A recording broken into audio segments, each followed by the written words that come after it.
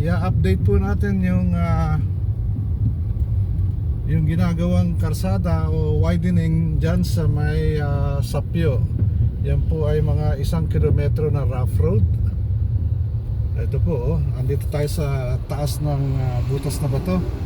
Ayan po, I love butas na bato. At ito naman po, kita nyo po yung karsada dito. Malapad na, ay ang gilid ng bundok. Tapyas na po yan, ano? Tapyas talaga Ito po, iba't ibang resort. Ayan po yung Pacific Bay. At ito po tayo, pababa na. Malapit na tayo sa Gina's Restaurant. Isa po sa magandang guest house o hotel dito sa butas na bato. Yan po makikita niyo po yung view ng Pacific Ocean o Dingalan Bay, no? Ayan na po yung Gina's Restaurant. At yan po, palagi pong maraming customer dito. Masarap po masarap po ang luto ng ang restaurant dyan. Hindi ko na masabi sa sarap. Ito po, marami pa pong ginagawa mga establishment dito sa gilid ng provincial highway papuntang southern part ng Dingalan. Ito po, nasa gawing kaliwa ko. Ito po ay Dingalan Bay, no? At marami na rin pong iba-ibang klase ng resort dito. Yan. Ito po, medyo sa kasalukuyan, ito pong daan dito ay makinis pa, no? Dahil bagong gawa rin po ito, hindi pa masyadong matagal. At maganda na po ang biyahe dito. Maliban nga po dyan sa i-update natin na road widening.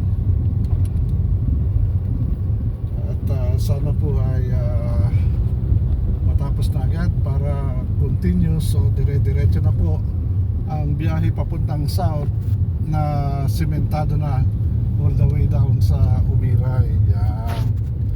Ito na po at paparating na tayo dito sa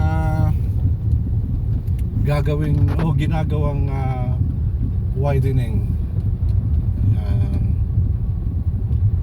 Ito po ay binubukas o isinasarado po ito para bigyan daan ng pag-construct o paggawa ng karsada sa araw-araw. At tuwing umaga po, bukas po ito ng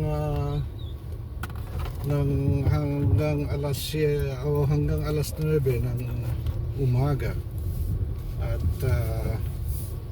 hanggang alas 12 naman po po ang continuation ng ating update dito sa butas na bato sa Sapyo Road papuntang Amutan. Ito po mga 800 meters approximately widening po dito, ano.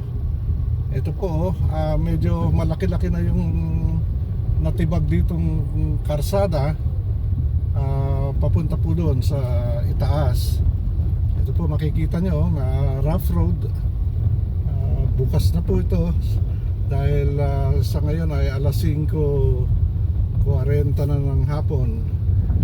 At ito po ay muling isasara bukas ng umaga para po mabigyan ng maraming oras ang paggawa dito sa road widening. Ito po makikita nyo po.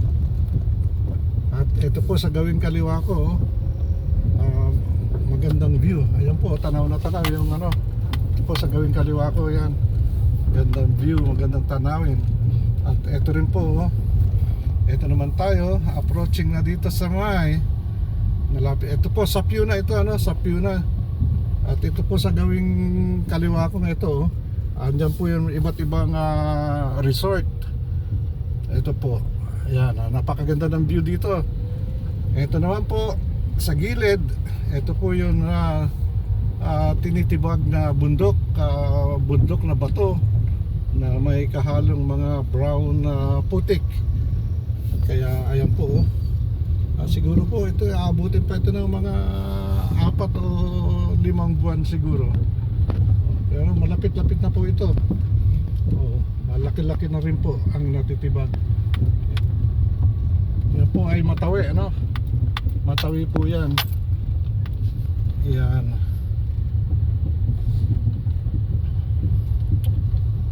Tuloy-tuloy lang po tayo sa ating pagmamaneho dito sa parang parang lumilindol o sungka-sungka o butas-butas itong